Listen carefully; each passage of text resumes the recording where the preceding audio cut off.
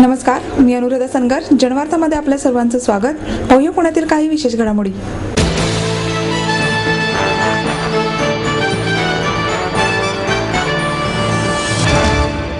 शारदीय नवरात्र महोत्सवास मोठ्या उत्साहात आणि धार्मिक वातावरणात सुरुवात झाली.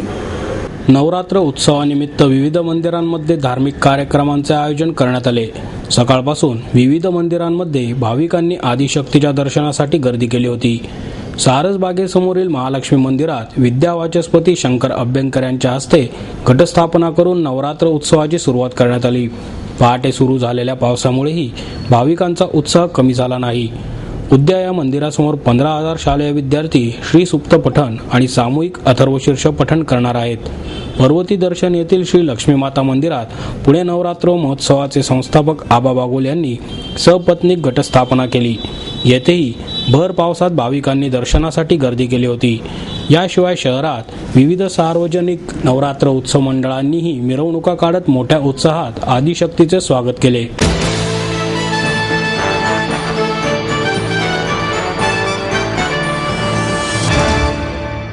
गरवारे कॉलेजजवळील सेंट्रल मॉलवर महापालिका अतिक्रमण विभागाकडून बेकायदेशीर बांधकामावर कारवाई करण्यात आली. गरवारे कॉलेज जवळील झोन क्रमांक 5 येथील पुणे सेंट्रल मॉलवर महापालिकेच्या बांधकाम विकास विभागाकडून तब्बल 2,000 चौरस फुटाचे अतिक्रमण जमीनदोस्त करण्यात आले. नकाशा व्यतिरिक्त बांधकामही सेंट्रल मॉलच्या पार्किंगच्या आवारात उभारलेले होते. अनधिकृत स्टोअर, अनधिकृत bus stop, checking staff room, rest room महापालिकेच्या अतिक्रमण विभागाला दिसून आल्यावर आठवडाभरापूर्वी नोटीस बजावण्यात आली. मात्र महापालिकेच्या नोटीशीची दखल मॉल चालकांनी घेतली नाही. परिणामी कारवाईसाठी हे पथक कर्मचाऱ्यांच्या लवाजम्यासह मॉलच्या दारात पोहोचतात तेथील कर्मचाऱ्यांनी पार्किंगमधील प्लायवूडच्या स्टोअर्स आणि स्टाफ चेकिंग रूम काढून घेतले. मॉल चालकांनी केलेल्या अनधिकृत बांधकामाविरोधात महापालिकेने कारवाईचा बडगा उभारल्यानंतर सेंट्रल मॉल धारकांनी आपली अनधिकृत बांधकामे तशीच अतिक्रमणे काढून घेतली. झोन क्रमांक 5 मधील गरवारे कॉलेज जवळील सेंट्रल मॉलच्या पार्किंगच्या आवारात अनधिकृत बांधकामे दृष्टिक्षेपात येताच पथक कर्मचाऱ्यांच्या लवाजमासह मॉलच्या वॉचमन केबिन, बस स्टॉप तसेच अनधिकृत स्टोअरवर कारवाई करण्यात आली, असे उपअभियंता संभाजी खोत यांनी सांगितले.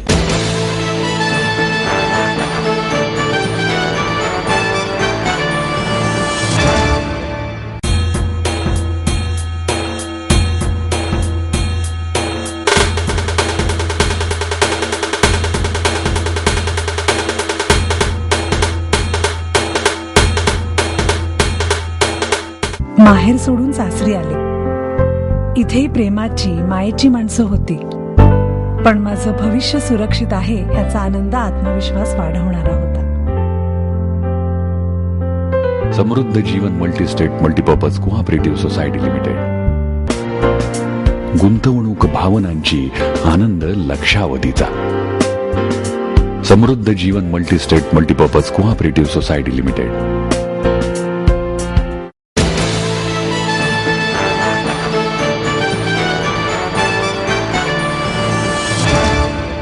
प्रतापगडावरील ऐतिहासिक तुळजाभवानी मंदिर 80 किलो चांदीने बनणार आहे. शिवभक्तांनी मंदिरास दान केलेल्या चांदीच्या वस्तूंपासून अशोक अष्टेकर यांनी वैभवशाली कलाकुसरीचे चांदीचे मंदिर तयार केले आहे.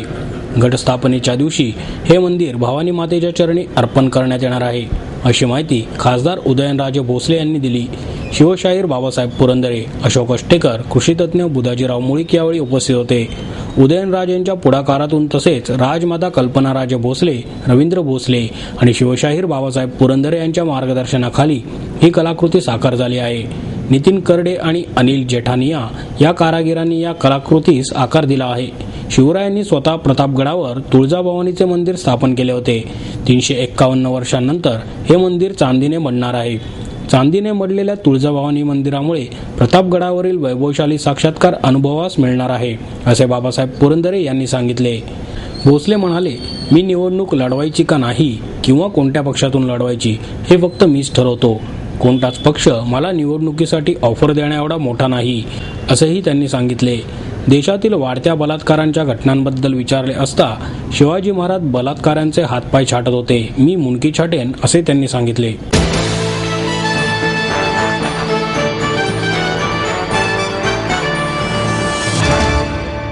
गांधी जयंतीच्या निमित्ताने पत्रकारांवर झालेल्या हल्ल्याच्या आणि दाभोळकर यांच्या हत्येच्या विरोधात पत्रकारांनी मूकमोर्चाद्वारे निषेध नोंदवला. गांधी जयंतीच्या निमित्ताने मुंबईतील जय महाराष्ट्र या वृत्तवाहिनीच्या पत्रकारावर झालेल्या हल्ल्याने आणि डॉक्टर नरेंद्र दाभोळकरांच्या हत्येच्या निषेधार्थ पत्रकारांनी मूक मोर्चा काढून अहिंसात्मक पद्धतीने निषेध नोंदवला. यावेळी अंधश्रद्धेच्या विरोधात जनजागृती निर्माण व्हावी यासाठी पत्रकार तोंडाला काळी रिबीन बांधून मूक मोर्चामध्ये सहभागी झाले होते. डॉक्टर दाभोळकरांची हत्या ही एका व्यक्तीची हत्या नसून ती समाजाच्या विज्ञाननिष्ठ आणि तर्कनिष्ठ विचार करण्याच्या प्रक्रियेला थांबवण्यासाठी करण्यात आलेली सामाजिक विचारांची हत्या आहे. तसेच मुंबईतील जय महाराष्ट्र या वृत्तवाहिनीच्या पत्रकारावर हल्ला झाला. असे हल्ले पत्रकारांवर वारंवार होत असतात. साधारणपणे 293 पत्रकारांवर हल्ले झाले असून शासन मात्र पत्रकारांच्या संरक्षणासाठी कायदा अंमलात आणत नाही. यामुळे शासनाला नामुष्की होते का, असा खडा सवाल ज्येष्ठ पत्रकार SM देशमुख यांनी केला. अशाच प्रकारे Gandhi, Martin Luther king, Safdar Azmi यांच्याही हत्या समाज प्रबोधनाचे कार्य थांबवण्याच्या उद्देशाने करण्यात आल्या. त्यामुळे सर्वसामान्य माणसाला सक्षम आणि निर्भय बनवण्याच्या उद्देशाने पत्रकार संरक्षण कायदा अंमलात आणावा, असेही देशमुख यांनी सांगितले. मारेकऱ्यांना सरकार पकडत नाही. त्यांची हत्या होऊन 1.5 महिना झालेला आहे. याचा आपण सर्वप्रथम निषेध करूयात आणि महाराष्ट्रामध्ये जे पत्रकारांवर हल्ले होत आहेत सारखे, त्याच्या विरोधामध्ये कायदा करावा या मागणीसाठी आज आपण गांधी पुतळ्याजवळ निदर्शनं करतो आहोत पुण्यामध्ये. महाराष्ट्रामध्ये गेल्या 3 वर्षामध्ये 293 पत्रकारांवर हल्ले झालेत आणि काल देखील जय महाराष्ट्राच्या पत्रकारांवर मुंबईमध्ये हल्ला झालेला आहे. परंतु सरकार हा कायदा करायला तयार नाही. त्याचं कारण असं आहे की जे पत्रकारांवर हल्ला करत आहेत ते राजकीय पक्षांचे लोक आहेत आणि सरकारला आज भीती अशी वाटते की हा कायदा जर झाला तर राजकीय पक्षाच्या लोकांना तर हात जाऊन बसण्याची वेळ. त्यामुळे सरकार टाळाटाळ करत आहे. परंतु आमची ही जी लढाई आहे पत्रकारांची गेली 3 व 4 वर्ष सुरू आहे, ती जोपर्यंत कायदा होत नाही तोपर्यंत ती सुरू राहणार आहे.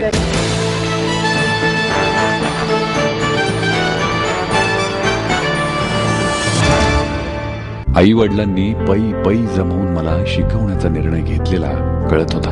माझ्या उच्च शिक्षणासाठी त्यांनी मला कायमचा आधार मिळवून दिला होता. त्यांनी स्वतःसाठी कधीच काही केलं नाही, पण माझ्यासाठी Samruddha Jeevan multistate multipurpose cooperative society limited.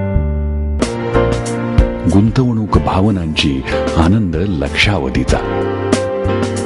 समृद्ध Jeevan multistate multipurpose cooperative society limited.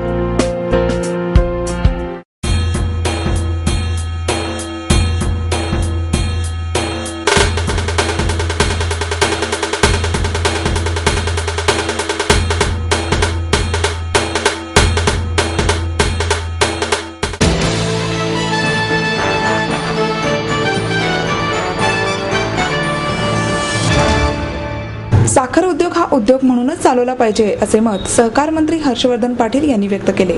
यावेळी साखर सहसंचालक किशोर तोष्णीवाल, सहसंचालक पांडुरंग शेळके, प्रादेशिक संचालक सचिन रावळ उपस्थित होते.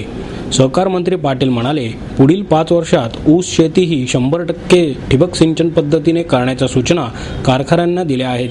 त्यासाठी 10% रक्कम शेतकऱ्यांनी कारखान्यांकडे भरायची आहे. 50% रक्कम अनुदान म्हणून मिळणार आहे. उर्वरित 40% रकमेसाठी नाबार्ड करून शेतकऱ्यांना कर्ज घ्यावे लागणार आहे. सध्या महाराष्ट्रातील 1.5 लाख हेक्टर क्षेत्र ठिबक सिंचनाखाली आले आहे. तसेच सहकार निवडणूक प्राधिकरणाचे मुख्यालय हे पुणे असणार आहे. या कार्यालयासाठी 45 कर्मचारी उपलब्ध करून देण्यात येणार आहेत. यासाठी 5 कोटी रुपये मंजूर झाले आहेत. पेट्रोलमध्ये सध्या 5% इथेनॉल मिसळले जात आहे. त्याऐवजी 10% इथेनॉल मिसळण्याबाबत केंद्र सरकारकडे पाठपुरावा करण्यात येणार असल्याचे पाटील यांनी सांगितले. सोलापूर जिल्ह्यात सहकार मंत्री यांच्या नातेवाईकांकडून खासगी साखर कारखाना उभारला जात आहे. या कारखान्यामुळे तलावातील पाणी दूषित होणार असल्याने स्थानिक शेतकऱ्यांनी हा कारखाना या ठिकाणी उभारला जाऊ नये यासाठी न्यायालयात याचिका दाखल केली आहे. या कारखान्याला स्थानिकांचा विरोध आहे. याविषयी विचारले असता उत्तर देण्याचे सहकार मंत्र्यांनी टाळले.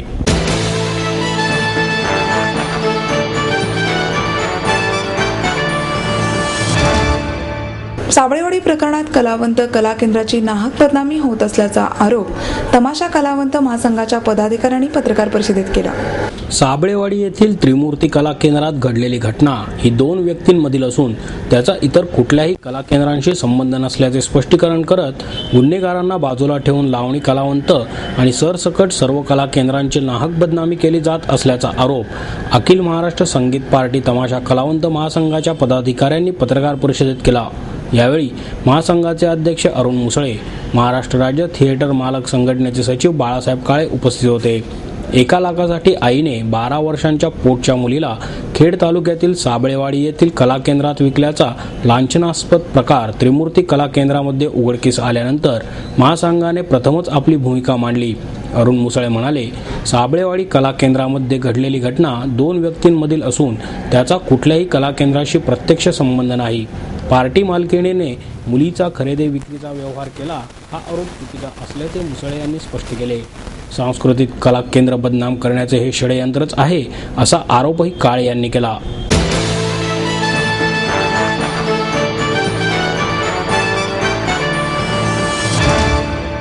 आपको देता है एडमिशन के साथ अपॉइंटमेंट लेटर भी.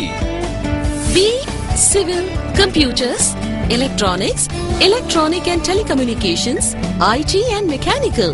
MA computers, electronics, IT and mechanical, diploma engineering, mechanical and computer. MBA finance, HR and marketing. BCA, BBA, MBA and MCA for engineering और साथ ही D.Pharm, B.Pharm और M.Pharm भी. Siddhant international school CBSE from nursery to 5th standard. Siddhant college. Transport एवं hostel facility. 22 एकड़ का विशाल campus. AICT Delhi और Pune university द्वारा मान्यता प्राप्त.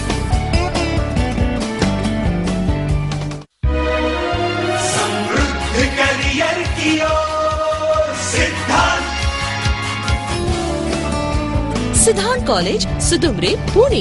एडमिशन के लिए आज ही कॉल करें या लॉग ऑन करें.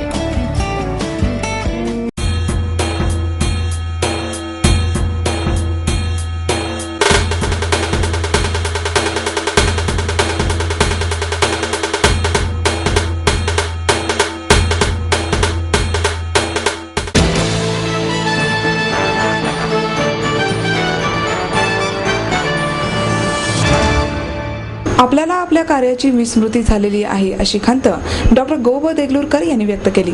स्नेहल प्रकाशांच्या वतीने अंजली घाटपांडे यांच्या स्मृतीप्रित्यर्थ स्नेहांजली पुरस्कार डॉक्टर देगलूरकर यांना प्रदान करण्यात आला. याप्रसंगी डॉक्टर देगलूरकर यांच्या घारापुरी दर्शन, विष्णुमूर्ते नमस्तुभ्यम आणि वसुधा परांजपे यांच्या समयच्या शुभ्रकाळ्या या पुस्तकांचे स्वामी गोविंददेव गिरी महाराज यांच्या हस्ते प्रकाशन करण्यात आले. डॉक्टर देगलूरकर म्हणाले, विज्ञान, संस्कृती, गणित या विषयांमध्ये भारताने खूप काही निर्माण केले, ज्यामुळे आपण जगात ख्याती मिळवू शकलो असतो. पण आपण अजूनही मागासलेलेच समजलो जातो. आपल्याला आपल्या कार्याची विस्मृती झाली आहे अशी खंत व्यक्त करून देगलूरकर पुढे म्हणाले, आपल्याकडे खूप आधी संस्कृत भाषेतून धातुशास्त्र, भौतिकशास्त्र, खगोलशास्त्र आदींविषयी माहिती उपलब्ध आहे. आर्यभट्टांनी 5व्या दशकातच सूर्य आणि पृथ्वीमधील अंतर स्पष्ट केले होते. अशा अनेक गोष्टी आपण निर्माण केल्या आहेत, पण आपल्याला बुद्धीची आस्था राहिलेली नाही. आपला पराक्रम आश्रित झाला आहे. आपल्या मूर्तिकलेकडे पाहिल्यास आपल्या इतिहासाची साक्ष पटते, म्हणून मी त्याकडे वळालो असेही त्यांनी नमूद केले.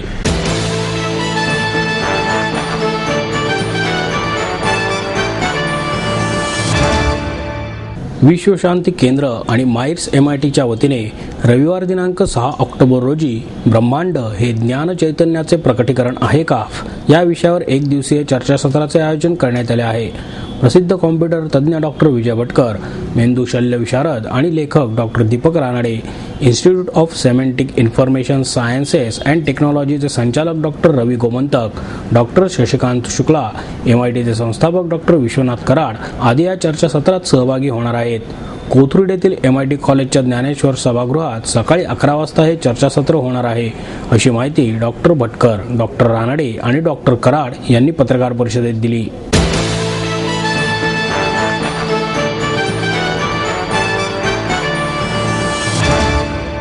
आपलं स्वप्न, आपलं मन, आपलं स्वतःचं घर हेच खरं धन. समृद्ध जीवन पार्क सादर करत आहे 140 फ्लॅट्सची एक प्रशस्त गृह योजना. कात्रज कोंढवा रोडवर बिबवेवाडीपासून फक्त 2 किलोमीटर अंतरावर आपल्या आर्थिक गणितात बसणारे 1 व 2 BHK फ्लॅट्स. तब्बल 3 मजली पार्किंग सह ऐस पैस गार्डन, क्लब हाऊस आणि इतर सुविधांनी सुसज्ज. बुकिंग साठी संपर्क 9850937373 9850947373. समृद्ध जीवन, नांदी सौभाग्याची, सुरुवात प्रगतीची.